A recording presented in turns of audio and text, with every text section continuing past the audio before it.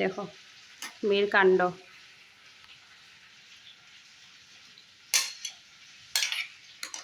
শোনো, কি করো তুমি?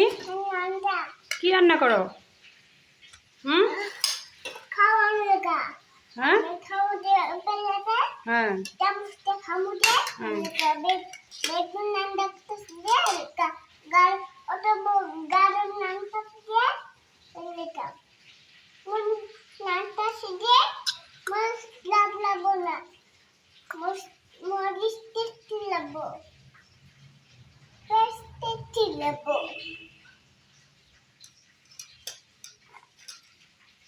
আর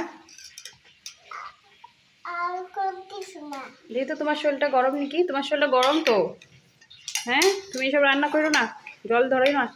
চলো উঠো।